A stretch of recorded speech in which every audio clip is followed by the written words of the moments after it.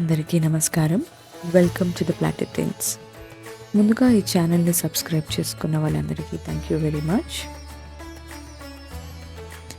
ఇవాళ మనం చూడబోయే రెసిపీ పప్పు రసం.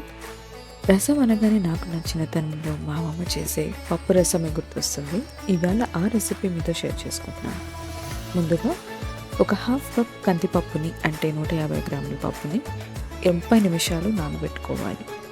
తర్వాత నిమ్మకాయ సైజ్ అంత చింతపండును ఒక 15 నిమిషాలు నానబెట్టుకోవాలి. ఇప్పుడు కుక్కర్లో నానబెట్టుకున్న కందిపప్పును వేసుకొని తగినంత వాటర్ యాడ్ చేసుకొని మీడియం ఫ్లేమ్ పైన ఒక 5 విజిల్స్ ఉడికించుకోవాలి.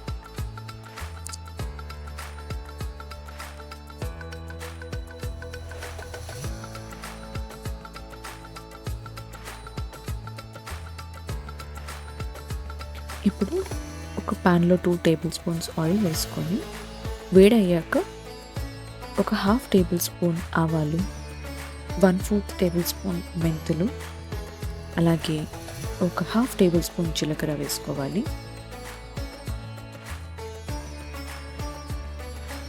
తర్వాత ఒక 8 వెల్లుల్లిని పచ్చాగా దంచుకొని వేసుకోవాలి. 30 సెకండ్స్ వేగిన తర్వాత ఒక 2 ఎండుమిరపకాయలని యాడ్ చేసుకోవాలి. ఇప్పుడు ఒక కప్ టొమాటో ప్యూరీని యాడ్ చేసుకోవాలి. ఇక్కడ నేను మీడియం సైజ్ 2 టొమాటోస్ తీసుకొని మెత్తగా పేస్ట్ చేసుకున్నాను. ఇది వేగుతున్నప్పుడే 1/4 టేబుల్ స్పూన్ పసుపు వేసి ఒక 2 నిమిషాలు వేయించుకోవాలి. టొమాటోలు పచ్చివాసన పోయేంత వరకు వేగాలి. ఇప్పుడు ముందుగా ఉడికించుకొని పక్కన పెట్టుకున్న కందిపప్పును యాడ్ చేసుకోవాలి.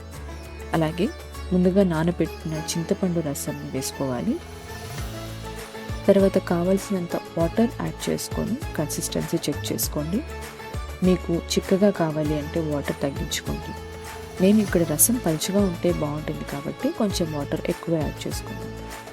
తర్వాత ఒక రెమ్మ కరివేపాకు, అలాగే ఒక చిటికెడు ఇంగువ, ఆ తర్వాత తగినంత ఉప్పు వేసి బాగా కలుపుకోండి.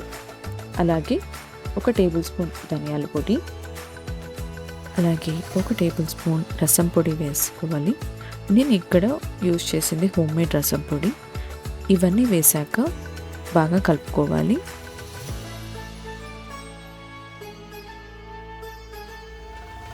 ఈ స్టేజ్లో ఉప్పు చెక్ చేసుకొని తక్కువ అనిపిస్తే సాల్ట్ వేసుకొని అడ్జస్ట్ చేసుకోండి. నాకు ఇక్కడ కొంచెం తక్కువ అయిందని నేను 1 టేబుల్ స్పూన్ సాల్ట్ యాడ్ చేసుకున్నాను.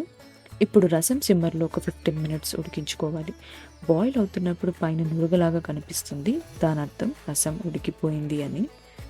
15 మినిట్స్ తర్వాత స్టవ్ ఆఫ్ చేసి కొత్తిమీర యాడ్ చేసుకోవాలి. ఎంతో కమ్మగా ఉండే పప్పు రసం సర్వ్ చేయడానికి రెడీ. పిల్లల నుంచి పెద్దవాళ్ళ వరకు అందరూ చాలా ఇష్టపడతారు ఈ రసంని. మీ అందరికీ నచ్చింది అని అనుకుంటున్నాను. వీడియో నచ్చితే లైక్ చేయండి, ఫ్రెండ్స్ అండ్ ఫ్యామిలీతో షేర్ చేయండి. అలాగే సబ్స్క్రైబ్ చేయడం మర్చిపోకండి.